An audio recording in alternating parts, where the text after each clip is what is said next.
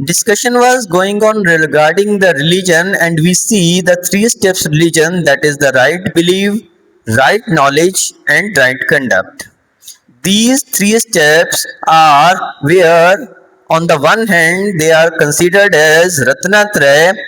Similarly, these three steps are also considered in the Bhagavati Aradhana in the four Aradhanas, where right knowledge, right belief, and right conduct are the three jewels. Similarly, these are three aradhanas out of the four aradhanas, and you know there are four aradhanas. That is, one is Samyak Darshan, Samyak Gyan, Samyak Charitra.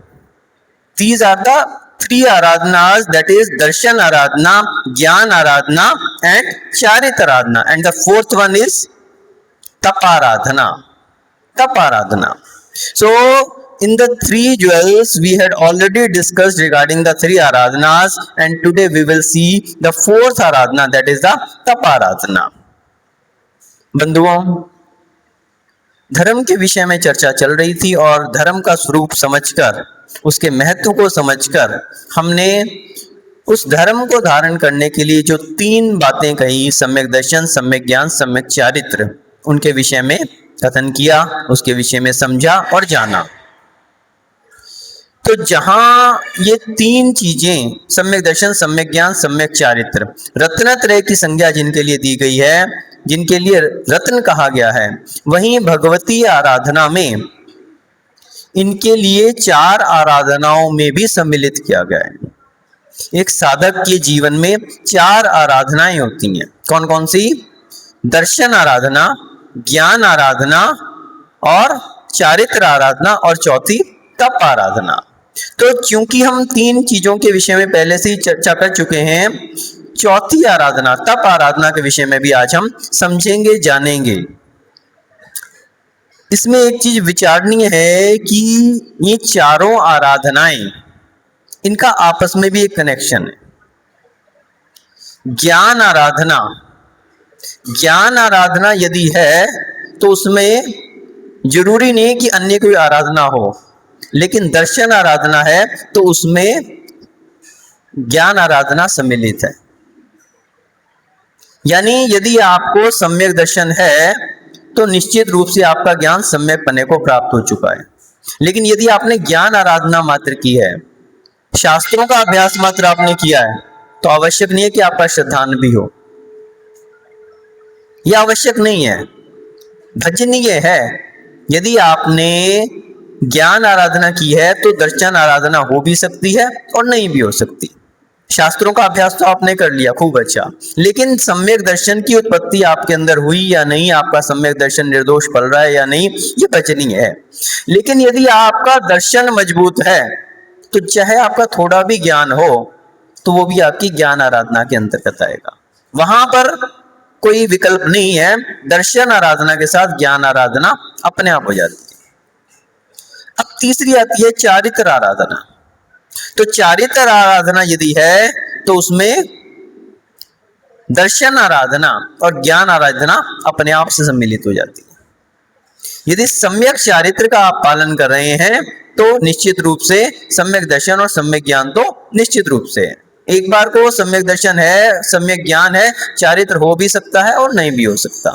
लेकिन चारित्र को यदि आपने धारण किया है, और सम्यक चारित्र को, क्योंकि मिथ्या चारित्र वाले भी लोग होते हैं, यदि सम्यक दर्शन नहीं है और मुनिवेश को धारण कर लिया, प्रतिमाओं को अंगीकार कर लिया, कोई भी व्रत नियम संयम ले लिए, लेकिन सम्यक दर्शन नहीं है, तो वो चारित्र कोटि में नहीं आएगा। सम्यक चारित्र कहा नहीं जा सकता, उसको चारित्र आराधना संज्ञा नहीं दी जा सकती। लेकिन यदि आप चारित्र का सही पालन कर रहे हैं, सम्यक चारित्र का यदि पालन कर रहे हैं, चारित्र आराधना में यदि संलग्न हैं, तो निश्चित रूप से आप सम्यक दृष्टि भी हैं और सम्यक ज्ञानी भी हैं। आपकी दर्शन आराधना और ज्ञान आराधना उसी में सम्मिलित है, दोनों एक साथ चल रही हैं। अब चौथी आती है तप आराधना।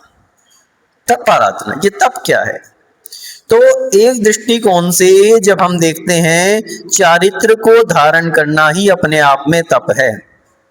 मात्र चारित्र को धारण कर लेना ही तप है। आप लोग पंच कल्याणक में भाग लेते हैं, अभी बहुत सारे पंच कल्याणक हुए आपके यहाँ, पपोरा जी में हुआ, अभी श्री जी कॉलोनी में हुआ, उससे पहले आपका मेनवार मंदिर वालों का हुआ। तो आपने देखा होगा कि तीसरा कल्याणक कौन सा होता है? तप कल्याणक। उसे दीक्षा कल्याणक भी कहते हैं और तप कल्याणक भी कहते हैं, दोनों बातें कहते हैं। तो दीक्षा कहो अथवा तप कहो, एक ही बात है। तो जो दीक्षा को धारण करता है, चारित्र को अंगीकार करता है, महाव्रतों को जो अंगीकार करता है, सकल चारित्र को जो धारण करता है, तो उसमें तप अपने आप ही सम्मिलित हो जाता है। वो भी एक तप है, लेकिन कुछ विशेष तपस्वी भी होते हैं। चारित्र को धारण करने के बाद बहुत सारी चीजें तो अपने आप से तप, आपको एक टाइम भोजन करना है, आपको वाहन का त्याग करना है, आपको 32 अंतरायों का पालन करना है, 46 दोषों का पालन करना है, 5 महाव्रत, 5 समिति, 3 गुप्ती का पालन करना है, पैदल विहार करना है, सभी प्रकार की केशलोच करना है, आपको सभी प्रकार के नियमों का पालन करना है। तो सारा इतना तप तो आपके चारित्र में ही सम्मिलित हो गया। जितने भी मुनिराज हैं सभी इस सब का पालन करते हैं, तो इसलिए उसको चारित्र के साथ ही आ गया। लेकिन कुछ विशेष तपस्वी भी होते हैं, उपवास की तपस्या करते हैं, अनशन करते हैं, अमोदर्य, वृत्ति परिसंख्यान आदि, तो ये उनकी विशेष तपाराधना कहलाती है, विशेष तपाराधना। तो जब हम चौथी तप आराधना की बात करते हैं तो हम देखते हैं कि हमारे यहाँ 12 प्रकार के तपों का उल्लेख है, 12 प्रकार का, 6 अंतरंग तप और 6 बहिरंग तप। बहिरंग तपों से भी अधिक महत्वपूर्ण क्या है? अंतरंग तप है। बहिरंग तप का अर्थ है जो बाहर में दिखाई देते हैं, जो बाहर में दिखाई देते हैं, और कुछ ऐसे तप होते हैं जो बाहर में दिखाई नहीं चलते लेकिन अंतरंग साधना चलती है, तो वो क्या है? अंतरंग तप। तो जब हम उन पर दृष्टि गोचर करते हैं, उनकी ओर दृष्टि डालते हैं कि अंतरंग तप कौन से हैं और बहिरंग तप कौन से हैं, तो तत्वार सूत्र में आचार्य उमा स्वामी महाराज ने इन 12 तपों का उल्लेख किया। तो बहिरंग तप में उन्होंने कहा अंशनावमोदर्य, वृत्ति परिसंख्यान, रस परित्याग, विविक्षयासन, काय क्लेश, बाह्याम तपः। 6 प्रकार के बाह्य तपों का उल्लेख किया, जिसमें पहला क्या है? अनशन। अनशन यानी जैसे कोई नेता अनशन पे बैठ जाते हैं। अनशन का अर्थ है चारों प्रकार के आहार का त्याग। उसको तपस्या में नहीं ले लेना जो नेता अनशन पे बैठ जाते हैं। क्यों? आपने नाम अगर अनशन का सुना होगा तो वही वाला सुना है, लेकिन वास्तव में वो अनशन भले हो लेकिन अनशन तप नहीं है। अनशन होना अलग बात है और अनशन तप होना एक अलग बात है, क्योंकि अभिप्राय, उस अनशन के पीछे अभिप्राय क्या है? उपवास। अनशन का अर्थ होता है उपवास, और उपवास के पीछे अभिप्राय क्या है वो महत्वपूर्ण है। मात्र भोजन का त्याग कर देना उपवास नहीं कहा जा सकता। कई सोचे कि अपन कोई अनशन पे बैठे हैं नेता वगैरह कि हमारी मांगे पूरी करो अन्यथा हम अन्न जल का त्याग कर देंगे, तो उसको भले आप, उन्होंने त्याग भले कर दिया, भोजन नहीं कर रहे, कुछ भी है, लेकिन पहली बात तो वो नियम पूर्वक नहीं है। अभी आप उसकी मांग पूरी कर दो अथवा समझौता कर लो तो वो भोजन करने के लिए तैयार हो जाएंगे। नियम नहीं है उसके पीछे। और दूसरी उससे भी महत्वपूर्ण बात क्या है कि वहां पर भोजन का तो त्याग किया है लेकिन कषायों का त्याग नहीं हुआ, कषायों का त्याग नहीं होना चाहिए। उपवास का अर्थ मात्र काया को कृश करना नहीं है, काय को कृश करना ही नहीं बल्कि कषायों को भी कृश करना उपवास कहलाता है। काय के साथ साथ कषाय को कृश करना। कषायों का यदि त्याग नहीं किया तो वो अनशन नहीं कहा जा सकता। उपवास के विषय में व्रत विधान संग्रह में पृष्ठ 27 में एक श्लोक आया, उसमें कहा कषाय विषयारंभो त्यागो यत्र विधीयते उपवासा सा विज्ञेयो शेषम लंघनम विदु। क्या कहा? कषाय विषयारंभो, कषाय का त्याग, और विषय का त्याग। विषय यानी पंचेंद्रिय के जो विषय हैं, 5 इंद्रियों के जो विषय हैं उन सभी का त्याग, और तीसरा आरंभ का त्याग। इन सभी का त्याग यत्र विधीयते, जहां पर किया जाता है उपवास ज्ञेयो, उसको उपवास जानना चाहिए। शेषम लंघनम विदु, बाकी सारा क्या है, लंघन है, उपवास नहीं है वो। उसको अनशन तप नहीं कहा जा सकता, वो उपवास नहीं कहा जा सकता, वो तो लंघन है, लंघन। जैसे डॉक्टर ने बोल दिया कि आपको 24 घंटे तक कुछ नहीं खाना, आपका स्वास्थ्य जो है अनुकूल नहीं है, आपके लिए पाचन शक्ति कमजोर हो गई है, तो क्या वो उपवास कहा जाएगा? नहीं, वो लंघन है। यहां तक कि त्रियंच प्राणी भी महीने में एक आध बार लंघन करते हैं। क्यों? क्योंकि उनकी पाचन शक्ति उसके बगैर सही नहीं रह सकती, पाचन शक्ति उनकी सही नहीं रह सकती, तो इसलिए उन्हें भी लंघन करना पड़ता है, लेकिन वो उपवास नहीं है। तो इसी प्रकार से जहां कषायों का त्याग किया जाता है, सबसे पहले चारों कषायों का, मान कषाय, माया कषाय, लोभ कषाय, क्रोध कषाय, सभी का त्याग करना। ना तो किसी क्रोध के आवेश में उपवास किया जा सकता है। अच्छा, आप ये बात नहीं मान रहे, हमारा उपवास नहीं कहा जा सकता, लंघन कहा जाएगा। मान के वशीभूत होकर लोग उपवास कर लेते हैं, उसने ऐसा नहीं किया, उसने हमारी नहीं सुनी, ये किया वो किया, हमारी तो नाक कट गई, हम आज भोजन के आहार के लिए नहीं उठेंगे, उपवास नहीं कहा जा सकता। मायाचारी, लोभ, कोई भी कषाय यदि बाकी है तो उसको उपवास नहीं कहा जा सकता। पंचेंद्रिय विषयों का त्याग, स्पर्शन, रसना, घ्राण, चक्षु, कर्ण, मात्र भोजन का त्याग तो एक रसना इंद्रिय का त्याग हुआ। उपवास के दिन पांचों इंद्रियों के विषयों का त्याग किया जाता है। जो उपवास करते हैं, गृहस्थों में भी जो उपवास करते हैं सही विधि से, तो रात्रि में पलंग पे नहीं लेटते, चटाई पे लेटते। स्पर्शन इंद्रिय के रस्य का त्याग, गद्दे बल्ली का यूज नहीं करते उपवास के दिन, चटाई पे, पाटे पे, जमीन पे लेटते हैं। रसना इंद्रिय का तो त्याग करना ही पड़ता है, चारों प्रकार के आहार का त्याग। और स्पर्शन, रसना, घ्राण, कोई सूंघने की जो इत्रादि है उसका प्रयोग नहीं करना चाहिए उपवास वाले दिन। घ्राण इंद्रिय का विषय का त्याग। चक्षु, फिल्म वगैरह नहीं देखनी चाहिए उस दिन, चक्षु इंद्रिय का। और कर्ण, कोई संगीत, वाद्य, फिल्मी गाने, ये सब कुछ नहीं सुनने चाहिए। तब वो उपवास जो है उसमें कहा जाएगा कि विषयों का त्याग है। और तीसरा क्या कहा? आरंभ त्याग। आरंभ, आज तो उपवास है, जितने हफ्ते भर के कपड़े हैं आज ही धो लो, जितना काम बचा हुआ है वो सब आज निपटा लो, सफाई उफाई बाकी है सब आज, खाली ये समय भोजन करना नहीं है, मैं बनाना है ना करना है समय, चलो आज कपड़े उपड़े धो लो, आज सफाई उफाई कर लो। उपवास नहीं कहा जा सकता, आरंभ का त्याग है। और आपने नया आरंभ सिर पे ले लिया उस दिन, आरंभ का त्याग है। तो जहां पर ये कषायों का, विषयों का और आरंभों का त्याग हो वो उपवास कहा जा सकता है। शेषम लंघनम विदु। दूसरी बात ये भी है कि हमारे यहाँ कहा कि चतुराहार विसर्जन मुपवासा, चारों प्रकार के आहार का त्याग होना चाहिए। आचार्य समंत भद्र महाराज रतन शावकाचार्य में क्या कहते हैं? चतुराहार विसर्जन मुपवासा, चारों प्रकार के आहार का त्याग उपवास है।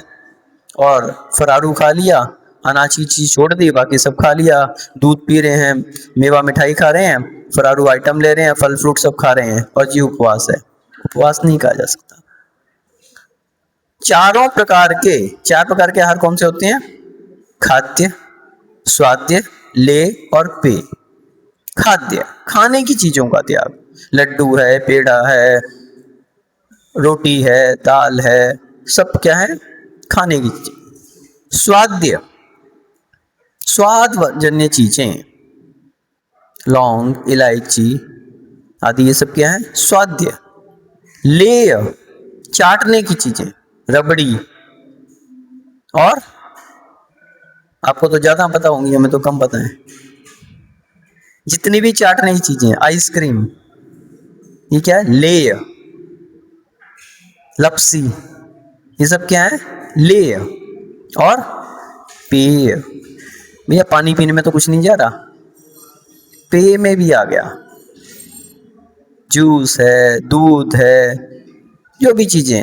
अरे भोजन नहीं कर रहे अपन, कुछ खा पी नहीं रहे, खा नहीं रहे, बस पानी ले रहे हैं, बस सौंफ का पानी, कहीं इलायची का पानी, कोई मुनक्का का पानी, बस वही ले रहे हैं। उपवास है, उपवास नहीं कहा जा सकता। चारों प्रकार के आहार की त्याग की बात है वहां पर। मात्र एक बात यहां पर आई कि आचार्य अमित गति महाराज ने कहा कि जो लोग उपवास करते हैं और मात्र पानी लेते हैं, कैसा पानी? प्रासुक पानी, वो भी एक बार, ऐसा नहीं कि सारा दिन लेते हैं, तो उसको अनुपवास कहा। क्या कहा? अनुपवास। उपवास के निकट है वो भी उपवास नहीं कहा उन्होंने, उसको अनुपवास कहा। और पानी के अलावा आपने कुछ भी ले लिया तो वो तो ना तो उपवास है ना ही अनुपवास है। तो इस प्रकार से हाँ, जो आपकी शक्ति है आप उसके अनुसार लो, कोई दिक्कत नहीं, कोई परेशानी नहीं। शक्ति के अनुसार ही तप होता है, बढ़ के नहीं होता। लेकिन उसको उपवास मत कहो। आपकी शक्ति है, आप पानी लेके कर सकते हैं, पानी लेके कहो को अनुपवास किया। आपकी शक्ति है, आप पानी के साथ साथ इलायची लेना चाह रहे हैं, कोई और भी चीजें लेना चाह रहे हैं, नक्का का पानी आदि लेना चाह रहे हैं, ले लो, कोई दिक्कत नहीं। शक्ति के ही अनुसार करो, बढ़ के मत करो। लेकिन ये मत कहो कि हमारा उपवास है, ये कहो कि हमारा एकाशन है। आप छयों रसों का त्याग कर दो, ये कहो नीरस है हमारा, भोजन लो आराम से, कोई दिक्कत नहीं। जिसकी जैसी शक्ति है वैसा करो, लेकिन उसको उपवास संज्ञा मत दो। एकाशन कह सकते हो, नीरस किया है तो नीरस कह सकते हो, जो आपने तपस्या की है वही को। तो उपवास का अर्थ तो चारों प्रकार के क्या है? चतुराहार विसर्जन, चारों प्रकार के आहार का त्याग। फिर आता है अमोदर्य, भूख से कम खाना। भूख से कम खाना 3 प्रकार का होता है, उत्तम, मध्यम और जघन्य। जघन्य रूप से जो आपकी भूख है उससे 1 ग्रास कम खाना भी अमोदर्य तप है। और उत्तम क्या है? चौके में पहुंच गए, सब व्यवस्था हो गई, सब कुछ हो गया, अंजलि खुल गई, सब हो गया, 1 ग्रास लिया और बैठ गए, ये क्या है? उत्तम अमोदर्य। इतना ड्रामा काहे को करा था फिर 1 ग्रास लेने को? इतना चौके वालों को भी परेशान कर दिया, खुद भी विधि लेके निकले, आधा किलोमीटर 1 किलोमीटर चल के गए, सब किया और 1 ग्रास लिया, बैठ गए, क्या फायदा हुआ? अरे तपस्या है ये, उपवास से ज्यादा तपस्या अमोदर्य में। क्यों? उपवास के दिन आपकी आहार संज्ञा जागृत ही नहीं हुई, आपने पहले दिन से मन बना लिया कल उपवास करना है, और यहां पर आहार संज्ञा जागृत हो गई कि हाँ भोजन करना है, आहार करना है। उसके बाद फिर सारी विधि भी मिल गई, आपकी सब अनुकूलताएं भी मिल गई, सब उसके बाद भोजन को देखते हुए उसका त्याग कर देना, उससे बड़ी तपस्या। रस परित्याग, तीसरा क्या है? रस परित्याग। 6 रसों में किसी एक रस का त्याग कर देना, 2 रसों का, 3 रसों का, या 6 के 6 रसों का त्याग करके नीरस भोजन करना, ये क्या है? रस परित्याग। नमक, बूरा और क्या नाम से, घी, तेल, दही और हरी नहीं आती इसमें, हरी रस में नहीं आती, रस 6 ही होते हैं, नमक, बूरा, घी, तेल, दही और दूध, ये 6 रस रहते हैं। तो दिनों के हिसाब से करते हैं कुछ लोग, रविवार को नमक का, मंगलवार को मीठे का, बुधवार को घी का, गुरुवार को दूध का, शुक्रवार को दही का और शनिवार को तेल का। क्योंकि 7 दिन होते हैं तो 7वें दिन कुछ लोग हरी का त्याग कर देते हैं, लेकिन रस 6 ही होते हैं। रसी करने वाले 6 ही रसी रहती है, लेकिन वो 7वें दिन भी कुछ त्याग करना है तो हरी का त्याग करते हैं, लेकिन रस 6 ही होते हैं। तो मात्र त्याग कर देना महत्वपूर्ण नहीं है। अंशन, अमोदर्य, वृत्ति परित्याग, रस परित्याग। हाँ, तो रस परित्याग का अर्थ है कि उसमें आसक्ति का भी त्याग करें, आसक्ति का भी त्याग होना चाहिए। बूरे का त्याग हो गया और किशमिश के लिए व्यवस्था बनाई जा रही है। नमक का त्याग है और खार का जो है ना, लचका आदि जो थोड़ा नमकीन रहता है, उसकी व्यवस्था चल रही है। दूध का त्याग है और छेने की व्यवस्था चल रही है। रस परित्याग नहीं है वास्तविकता में, आसक्ति का त्याग होना चाहिए। विविक्त शय्यासन, विविक्त शय्यासन, जहां पुरुषों स्त्रियों आदि का आवागमन नहीं है, ऐसे एकांत स्थान में तपस्या करना विविक्त शय्यासन है। सारा संघ एक साथ बैठ जाए तपस्या करने, सामायिक करने, वो भी विविक्त शय्यासन है। आवश्यक नहीं कि अकेले ही बैठना है, कमरे में अकेले ही रहना है, जरूरी नहीं है। संयमियों के बीच में संयमी रह सकते हैं, वो भी उनका विविध शय्यासन है, लेकिन असंयमियों के बीच में संयमी का रहना वो विविध शय्यासन नहीं कहा जा सकता। तो विविध शय्यासन। फिर वृत्ति परिसंख्यान,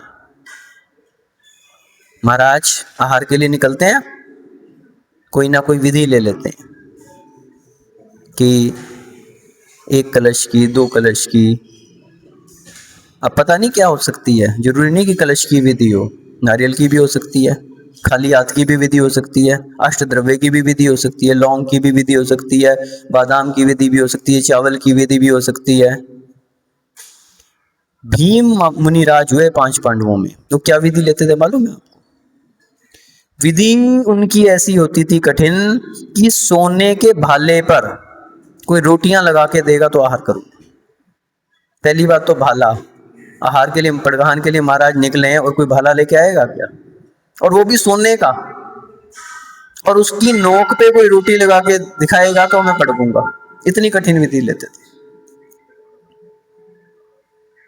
किसी महाराज ने पुराने समय में विधि ली कि बैल के सींग पे गुड़ लगा हुआ होगा तो पड़केंगे, और विधि मिली। 2 सांडों की लड़ाई हो गई और वहां पे लड़ रहे थे, तो वो कोई जो है गुड़ की भेली रखी थी, उस पे जाके उसका सींग लगा, भेली जो उनके सींग पे लग गई और महाराज मुद्रा लेके निकल गए, उनकी विधि मिल गई। अब उससे पहले कितने उपवास हो लिए वो अलग बात है, जुड़ने की पहले दिन मिल गई, दूसरे दिन, तीसरे दिन। तो विधि कुछ भी हो सकती है। वृत्ति परिसंख्यान, रस परित्याग, विक्षासन और काया क्लेश। काया क्लेश यानी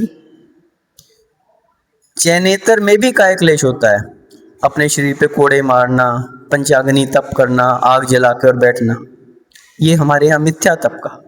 काय क्लेश का अर्थ है जो सहजता में किया जाता है। मुनिराज विहार करते हैं पैदल, थकान होती है, कोई चिंता नहीं, 8 की जगह 10 किलोमीटर हो गया, 12 किलोमीटर हो गया, कोई चिंता नहीं, काय क्लेश तप है। खड़े हुए तपस्या कर रहे हैं, थक गए हैं, काय क्लेश है। सहजता में जो हो रहा है, कभी अंतराय आ गया और इतनी शक्ति नहीं है काय में, लेकिन फिर भी सहन कर रहे हैं और समता भाव से सहन कर रहे हैं। समता भाव जरूरी है। काय क्लेश, सहजता में, पंखा नहीं चल रहा, गर्मी लग रही है, समता भाव बना हुआ, ये काय क्लेश। ठंडी है, ठंडी में हवा भी चलती है, कहीं व्यवस्था ना हो तो बहुत ठंड रहती है रात के समय, लेकिन फिर भी कोई भी हीटर आदि का प्रयोग नहीं करते, काय क्लेश तप। सहजता में जो तपस्या हो रही है, वो काय क्लेश। तो ये सब क्या है? ये बहिरंग तप हैं, और इससे भी महत्वपूर्ण क्या है? अंतरंग तप।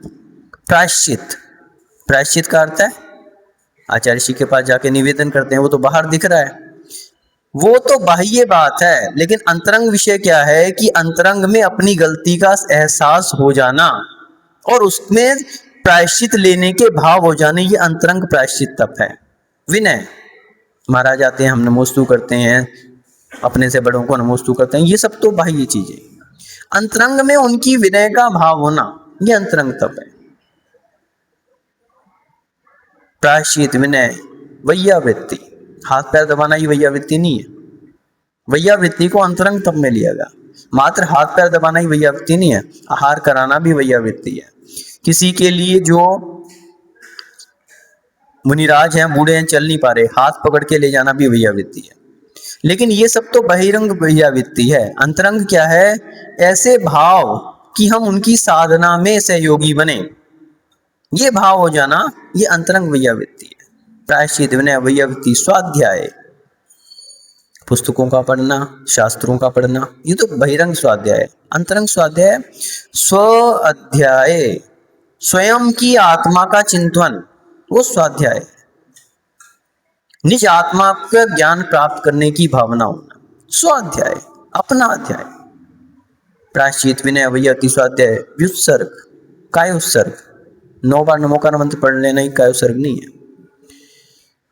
वो तो एक बाहरी दिख रहा है, लेकिन उस समय काया का उत्सर्ग कर देना, उस मौके पे यदि मृत्यु भी सामने आ जाए तो भी हिलना डुलना नहीं। कायोसर्ग ऐसा नहीं होता कि देख रहे हैं उधर चल रहे हैं कर रहे हैं, ऐसा कायोसर्ग नहीं होता। ना ही उंगली चलाई जाती है उसमें और ना ही मुख से बोला जाता है। मात्र काया का उत्सर्ग कर दिया, सभी प्रकार से काया को हिलाना डुलाना त्याग।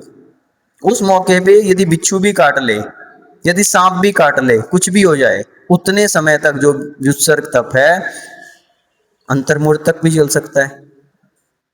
मात्र नमोकार मंत्र पढ़ना ही नहीं है, उतने समय तक शरीर को हिलाना डुलाना ना। और अंतरंग से शरीर का, ये तो बहिरंग दिख रहा है, अंतरंग तब क्या है, शरीर से ममत्व भाव का त्याग कर देना, ये कायोत्सर्ग है। शरीर से ममत्व भाव का ही त्याग कर देना। मैं एक आत्मा हूं, शरीर से भिन्न हूं, जब ये भाव आता है तभी व्यक्ति कायोत्सर्ग तप कर सकता है, व्युत्सर्ग तप कर सकता है। और अंतिम क्या है, ध्यान, सबसे बड़ा तप। जितने जितने तप हैं उससे उससे महत्वपूर्ण है। अनशन तप है, उससे महत्वपूर्ण क्या है, अमोदर्य, भूख से कम खाना, उससे महत्वपूर्ण रस परित्याग, विविध शय्यासन का एक, इस तरह से। और अंतरंग उससे महत्वपूर्ण प्रायश्चित, प्रायश्चित से बड़ा विनय, उससे बड़ा प्रायश्चित विनय, वैयावृत्ति, फिर स्वाध्याय, व्युत्सर्ग और अंतिम ध्यान। 12 तपों में सबसे बड़ा कौन सा तप है, ध्यान तप। जितने भी तप हैं किस लिए किए जा रहे हैं, ध्यान साधना के लिए। और ध्यान के लिए क्या कहा, एकाग्र चिंता निरोधो ध्याना। और वो कितना हो सकता है, पंचम काल में हीन सैनन है, और ध्यान जो है उत्कृष्ट अंतर्मूर्त तक का किसको हो सकता है, उत्कृष्ट सैनन को। उत्तम सैनन से एकाग्र चिंता निरोधो ध्यान मांतर मूर्तात्, ऐसा आचार्य उमा स्वामी महाराज ने तत्वार्थ सूत्र में कहा है कि उत्तम सैननधारियों का अंतर्मूर्तक ध्यान हो सकता है। एकाग्र चिंता निरोधो, चिंता का निरोध कर देना और चित्त को एकाग्र कर लेना, वो ध्यान है।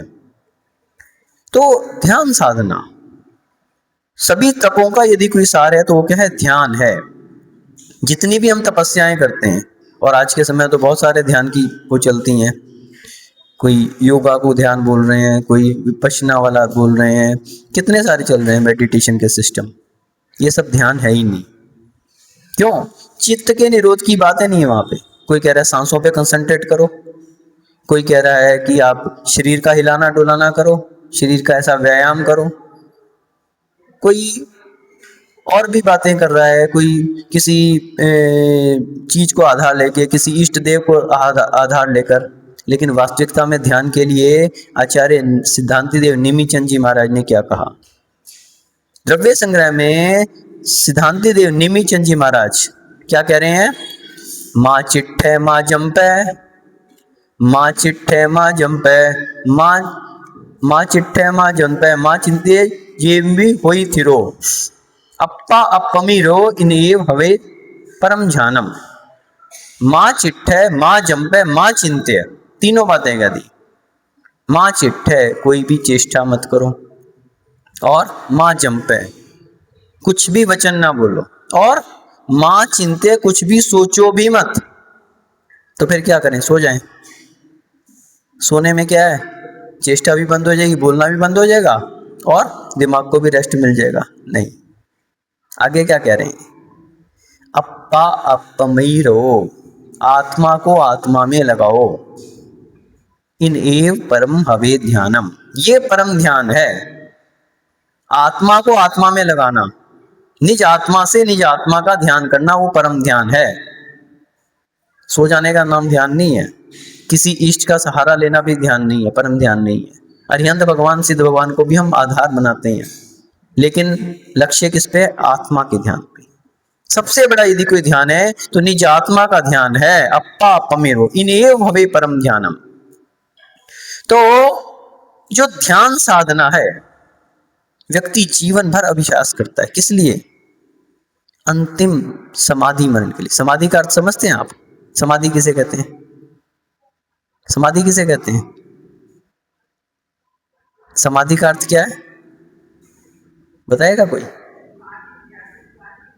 समाधि, समाधि की बात करें, आदि व्याधि की बात नहीं कर रहे। समाधि किसे कहते हैं, समाधि यानी ध्यान। समाधि का मतलब उनकी तो समाधि होगी, वो समाधि नहीं। समाधि का अर्थ होता है ध्यान। सामायिक में बैठते हैं हम लोग, समाधि में जा रहे हैं। एक व्यक्ति घबरा जाएगा, अरे समाधि में जा रहे हैं महाराज, पूरा संघ समाधि में जा रहा है, अरे सामायिक में करने, सामायिक करने जा रहे हैं, ध्यान करने जा रहे हैं। समाधि का अर्थ है ध्यान। लेकिन जो जीवन के अंत काल में ध्यान किया जाता है उसको क्या कहा? अंतिम समाधि मरण। मरण कैसे करना? समाधि पूर्वक करना, ध्यान पूर्वक करना।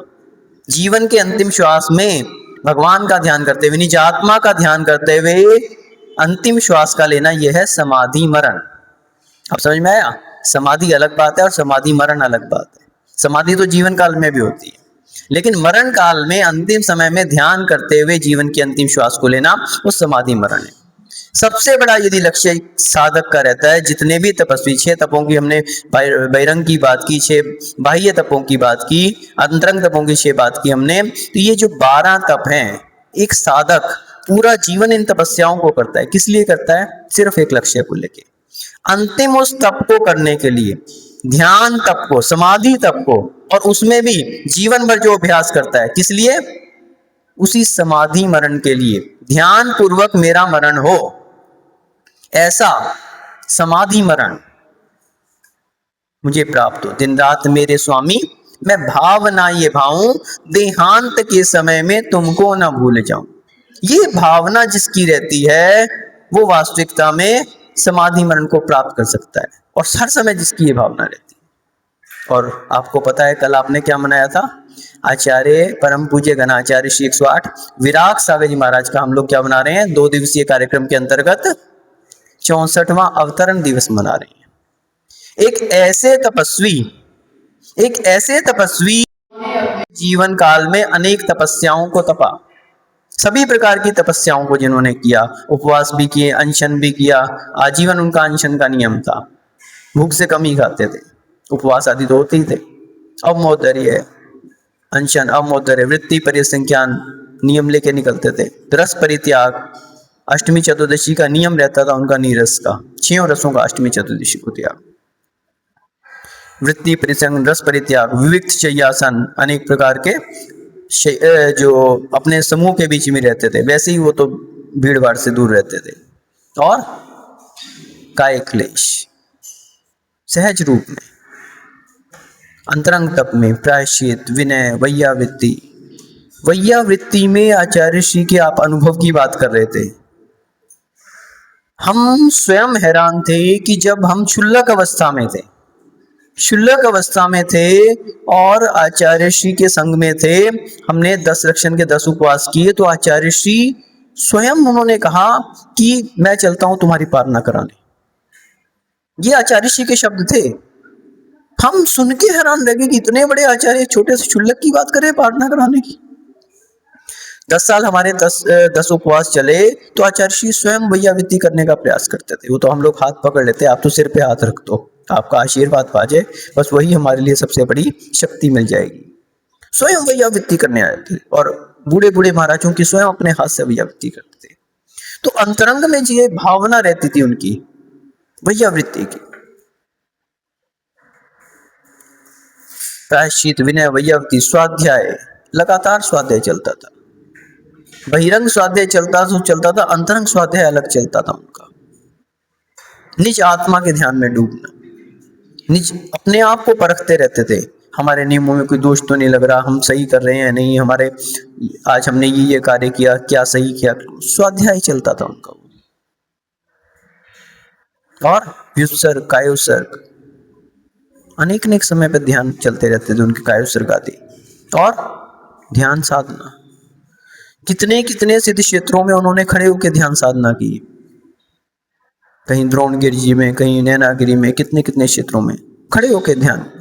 36 घंटे की जिन्होंने भिलाई में ध्यान साधना, लगातार 36 घंटे की ध्यान साधना, मौन साधना उपसर्ग के समय में। और अंतिम ध्यान साधना समाधि मरण, एक ऐसी समाधि जिन्होंने प्राप्त की कि जो ना आज तक सुनने में आई और ना ही देखने में आई। क्यों ना हो, जिन्होंने 148 लोगों की समाधि कराई हो, और ये तो मनुष्यों की है, इसके अलावा अनेकों पशु पक्षियों की जिन्होंने समाधियां कराई।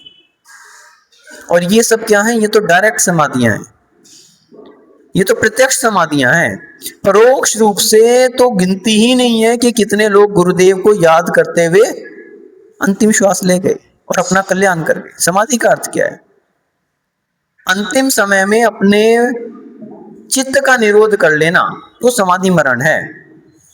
बाह्य विषयों से हटा के अंतरंग में लगा लेना, और अगर आप आत्मा की साधना नहीं कर पा रहे तो कम से कम पंच परमेष्टि का ही ध्यान कर लेना। ये सब क्या है? समाधि मरण है। क्या मालूम कितने लोग अंतिम समय में आचार्य जी का नाम ले लेके अपने गति सुधार गए, देवगति को प्राप्त हो गए। कितने लोग मात्र स्मरण कर करके देवगति को प्राप्त हो गए। तो वो क्या है? वो समाधि किसने करवाई? वास्तविकता में परोक्ष रूप से आचार्य श्री ने तो करवाई। तो गिनती ही नहीं है कितनी समाधियां उन्होंने करवा दी। तो जिन्होंने जीवन भर में इतनी समाधियां कराई हैं, और अंतरंग में जिनके हमेशा समाधि के भाव बने रहते हैं। एक और एक्सपीरियंस आपको बताएं समाधि के विषय में। आचार्य श्री एक बार हमसे कह रहे थे, कहीं मैं धोबी ना बन जाऊं। क्या कहा था उन्होंने? कहीं मैं धोबी ना बन जाऊं।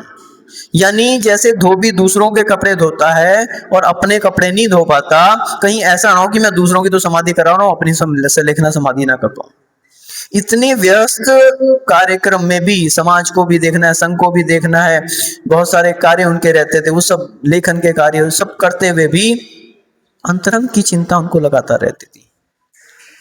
हमेशा उनके मन में रहता था कि मेरी समाधि साधना निर्विकल्प। हमेशा उनके लिए मन में चलता रहता था। समाधि के विषय में बहुत सारा उन्होंने बताया। एक बार हमने पूछा, आचार्य श्री समाधि साधना में करना क्या होता है, वास्तविकता में क्या करना? तो बोले, जिस समय ऐसा अवसर आ जाए तो सभी विषयों से हृदय को हटाकर आत्मा में स्थिर करना, उस समाधि है। सभी विषयों से मन को हटा देना और शरीर से ममत्व का त्याग कर देना। ऐसा शरीर तो हमने अनेक बार प्राप्त किया। तो इस प्रकार से जो हर समय संलेखना समाधि के लिए प्रयत्नशील रहते थे, ऐसे पूज्य गुरुदेव ने निश्चित रूप से क्या किया? अंतिम संलेखना के समय में एक ऐसी उत्कृष्ट समाधि को प्राप्त किया कि जिसको देखकर हर कोई ये कहता है कि ऐसी संलेखना समाधि, कितने जागृत अवस्था में रहते हुए उन्होंने अंत समय में एक दिन पहले पट्टाचार्य पद का नियुक्ति करके अपने आचार्य पद का भी त्याग कर दिया, सबसे क्षमा याचना कर ली, और रात्रि में एक घंटे में उठ के 15-15 मिनट ध्यान करते, और 2 बजे से उठ के 2:20 तक लगातार ध्यान किया, दिग्वंदना की चारों दिशाओं में, और उसके बाद ध्यान अवस्था में ही अंतिम श्वास ले ली। यानी इतनी जागृत अवस्था में जिनके लिए ऐसी समाधि प्राप्त हुई, निश्चित रूप से ऐसे तपस्वी हमारे लिए आज उनका गुणगान करने का अवसर मिल रहा है। कल तो हमने किया ही था यहाँ पर, और आज पूरे देश में अनेकों विद्वान, अनेकों राजनीतिज्ञ, अनेकों श्रेष्ठीगण, प्रशासनिक अधिकारी, श्रेष्ठी वर्ग, और साथ में महाराज माता जी, ये सभी जो हैं आज विनयांजलि कार्यक्रम आपके यहाँ रखा हुआ है। समिति ने भी बहुत अच्छी व्यवस्था बनाई है। आपके यहाँ पर कितनी बड़ी LCD की व्यवस्था की है, और 1 बजे से ठीक ये कार्यक्रम चलना है। आप सभी को पता है, 1 बजे, क्योंकि जितने भी प्रशासनिक अधिकारी, जजेस वगैरह सब रहते हैं, इनका टाइम फिक्स रहता है। ये अपने तरह नहीं रहते कि चलो 1 का 1:30 2 बजना ही है, नहीं, वो तो फिक्स रहते हैं। उनके जो टाइम मिनट सेकंड से पूरा बंधे रहते हैं। तो इसलिए कार्यक्रम ठीक अपने समय पर स्टार्ट हो जाएगा, जिसमें चित्रानावरण होगा, दीप प्रज्वलन आदि होगा, और विनयांजलि कार्यक्रम शुरू हो जाएंगे। तो इसलिए अपन को 1:45 बजे, कितने बजे? 1:45 बजे, ठीक 1:45 बजे यहाँ पे उपस्थित हो जाना है, और उस विनयांजलि कार्यक्रम में अपन को अपनी सहभागिता देनी है। शुरू से अपन को कार्यक्रम को अटेंड करना है, ऐसा नहीं कि चल रहा है। और बहुत सारे लोग जो नहीं जुड़ पा रहे, तो ऑनलाइन भी इसकी व्यवस्था रखी गई है। गूगल मीट के थ्रू आप इसमें जुड़ सकते हैं। हमारे श्यास भैया जो है, उनके पास उसका संपर्क करके गूगल मीट के द्वारा अपने रिश्तेदारों को भी आप बोल सकते हैं, बाहर जो भी हैं वो भी उसमें जुड़ सकते हैं। और विराग कौशल चैनल, YouTube चैनल, उसमें भी जो है इसका लाइव प्रसारण किया जा रहा है। तो उसके द्वारा भी आप इस कार्यक्रम में भाग ले सकते हैं। बहुत सारे आपको अनुभव आचार्य श्री के इसमें अलग अलग लोगों के सुनने के लिए मिलेंगे। बहुत सारी विनयांजलियों के हमारे पास आ भी रहा है और बहुत सारे लोग उसमें लगातार उस समय भी जुड़ेंगे। तो ये सारा का सारा कार्यक्रम आप लोगों को यहाँ पर भी देखना है। समत्व सागर जी महाराज का भी हमारे लिए सानिध्य प्राप्त होने जा रहा है और भी बहुत सारे महाराजों का इसमें ऑनलाइन इसमें सानिध्य प्राप्त होगा, जिसमें ओम श्री माता जी का, समत्व सागर जी का, कहीं गंधर्व मुनि विवर्धन सागर जी महाराज का, गणनी आर्य का विशिष्यरी माता जी का और पट्टाचार्य विशुद्ध सागर जी महाराज का इसमें हमें उपदेश प्राप्त होगा। आचार्य श्री के लिए विनयांजलि प्राप्त होगी। और सबसे महत्वपूर्ण बात जो आपके भी मन में अभी तक नहीं आई वो भी बता दें कि अंत में इसमें हमें क्या मिलेगा, परम पूज्य गणाचार्य श्री 108 विराग सागर जी महाराज का भी आशीर्वाद इसमें हमें प्राप्त हो सकता है। इसलिए सभी को इसको कार्यक्रम को खूब अच्छे से अटेंड करना है और इसमें इसकी अपनी सहभागिता देनी है। आप सभी इस तप का जो हमारा विषय चल रहा था इसको समझकर अपने जीवन में 4 आराधनाओं को धारण करते हुए और अंतिम समाधि मरण की तप की साधना कर सकें और अपने जीवन को सफल बना सकें, इस भावना से जय बोलिए परम पूज्य गणाचार्य श्री 108 विराग सागर जी महामुनि राज की जय।